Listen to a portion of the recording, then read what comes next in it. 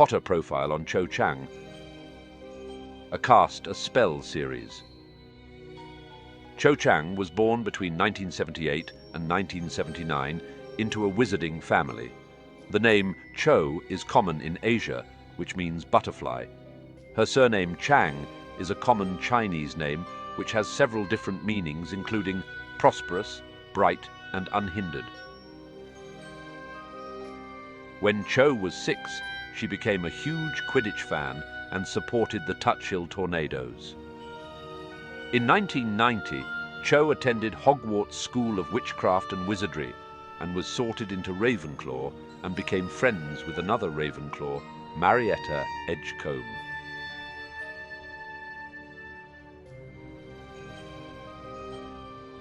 In her second year, Cho tried out for the Ravenclaw Quidditch team and became the Ravenclaw Seeker. In her fourth year, she finally met Harry Potter, who was the Gryffindor Seeker. Harry thought she was very pretty, so much so that she made his stomach feel funny. When Cho wished Harry good luck before a Gryffindor versus Slytherin Quidditch match, she made Harry blush. During the Ravenclaw versus Gryffindor match, Cho's strategy was to follow Harry rather than look out for the snitch. Once Harry had realized what she was doing, he pretended to spot the snitch in an attempt to stop her. As he dived, he saw the real snitch. When Cho saw Dementors coming onto the Quidditch pitch, she gasped in shock. After Harry had used a powerful Patronus charm, it was revealed that the Dementors were actually Draco Malfoy, Vincent Crabbe, Gregory Goyle, and Marcus Flint.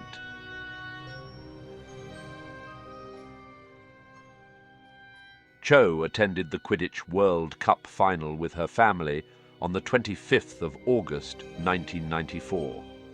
While she was there, she exchanged a quick greeting when she saw Harry Potter, who, unknown to her, had a crush on her at the time. When Harry's name came out of the Goblet of Fire, Cho refused to treat Harry any differently and refused to wear a Potter's Stink badge. When the Yule Ball was approaching, Harry asked Cho if she would be his date to the ball. Cho apologized, as she had to decline this offer, as she had already said yes to Cedric Diggory. In the film, Cho went to the Yule Ball in a beautiful silver Chinese-style dress. For the second task, Cho became one of the hostages at the bottom of the Black Lake for Cedric to rescue. At the end of the Tri-Wizard tournament, Cedric was murdered by Peter Pettigrew under Voldemort's orders. Cho was heartbroken and cried at his memorial service. Cho believed Harry's story about Voldemort's return, despite the Ministry of Magic telling everyone he was a liar. Cho looked for Harry on numerous occasions to talk to him about what happened in the graveyard, but these encounters kept going wrong. On the first attempt, Harry was covered in stink sap from Neville's Mimbolus Mimbletonia. On the second, Cho and Ron somehow ended up arguing about Quidditch teams. And on the third attempt, Cho defended Harry when Filch thought Harry was acting suspiciously in the Owlery. During this time period, Cho also started to develop romantic feelings for Harry. When Dumbledore's army was being set up, Hermione invited Cho to come along and join. As Cho's mum worked for the Ministry of Magic, she was advised by her parents to be on Professor Umbridge's good side.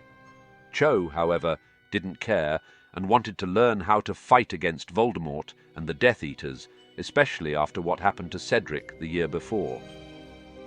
Cho attended the first DA meeting in the Hog's Head with her best friend Marietta Edgecombe. As a DA member, Cho had her ups and downs. In the beginning, if Harry was nearby, she would cast her spells poorly, as Harry made her nervous. She did, however, manage to cast a corporeal Patronus which took the form of a swan. When the DA were learning how to use the disarming charm, Cho said the wrong incantation by accident, which caused Marietta's sleeve to catch on fire. She later on mentioned how she had never stunned anything before and believed that Harry was a good teacher. After one DA session before Christmas, Cho kissed Harry under some mistletoe. Once the kiss was over, Cho began to cry as she started to feel guilty and confused about her feelings for Harry because of Cedric. Despite her conflicting feelings, Harry and Cho went on a date together on Valentine's Day to Madame Puddifoot's tea shop, which already made Harry feel uncomfortable as the tea shop reminded him of Umbridge's bright pink office.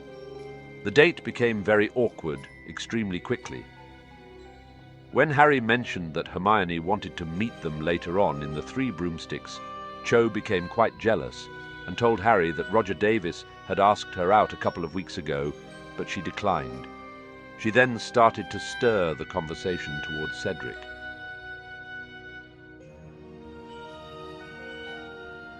I came in here with Cedric last year, said Cho.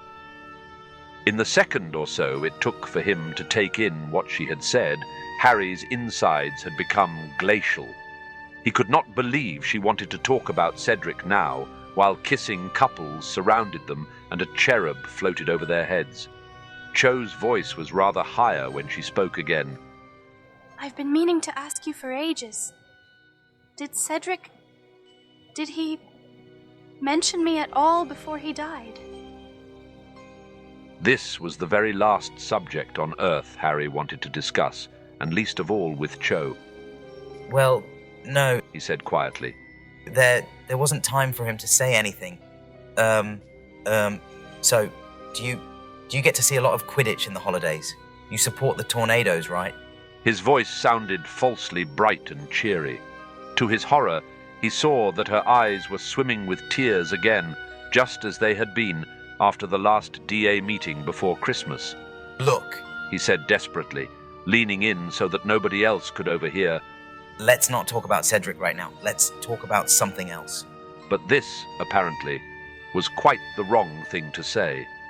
I thought, she said, tears spattering down onto the table. I thought you'd understand. I need to talk about it. Surely you need to talk about it too? I mean, you saw what happened, didn't you? Everything was going nightmarishly wrong. Roger Davies' girlfriend had even unglued herself to look around at Cho crying. Well, I have talked about it, Harry said in a whisper. To Ron and Hermione, but... Oh, you'll talk to Hermione Granger, she said shrilly, her face now shining with tears, and several more kissing couples broke apart to stare. But you won't talk to me. Perhaps it would be best if we just paid and you went and met up with Hermione Granger, like you obviously want to. Harry stared at her, utterly bewildered, as she seized a frilly napkin and dabbed at her shining face with it. Cho? He said weakly, wishing Roger would seize his girlfriend and start kissing her again to stop her goggling at him and Cho. Go on, leave, she said, now crying into the napkin. I don't know why you asked me out in the first place if you're going to make arrangements to meet other girls right after me. How many are you meeting after Hermione?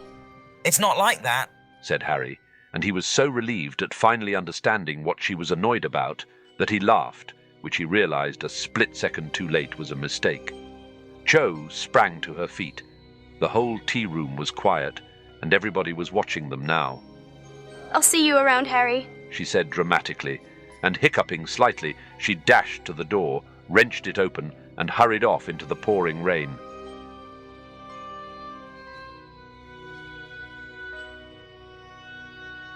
Later on that year, Cho's best friend Marietta betrayed the DA and told Professor Umbridge about the Dumbledore's army and told her where they practiced. This caused Marietta to be afflicted by Hermione's jinx she performed on the DA members' sign-up sheet. Marietta's face was now covered in purple pustules with the word sneak across her face. Cho thought this was a horrible trick and even defended Marietta when Harry scorned her for betraying the group. From then on, their relationship dwindled. In her 7th and final year at Hogwarts, Cho saw Harry on the Hogwarts Express, but did not speak to him, and went straight into a train compartment with Marietta, who still had "sneak" written on her face. Cho and Harry had barely any interaction with each other that year. A few months later, Cho began dating Michael Corner after he comforted her when the Ravenclaw Quidditch team had lost the House Cup for the 6th year in a row. As Cho didn't carry the DA coin around with her, she didn't participate in the battle against the Death Eaters.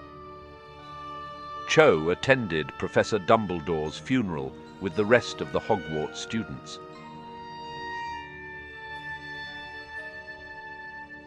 When Hogwarts was under attack, Cho came back to Hogwarts and reunited with Dumbledore's army to fight against Voldemort, even though she was no longer a Hogwarts student.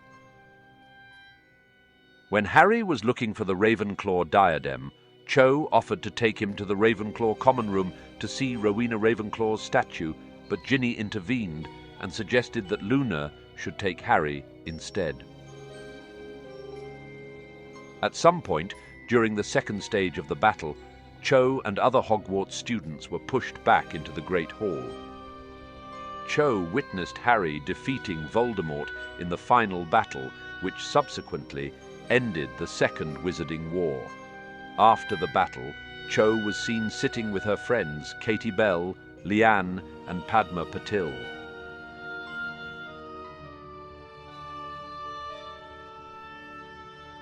We know very little about Cho's life after the Second Wizarding War, but we do know that she, later on, married a Muggle man. It is believed that she kept her DA coin as a badge of honor, like other DA members. It is assumed that Cho attended the DA reunion at the 2014 Quidditch World Cup.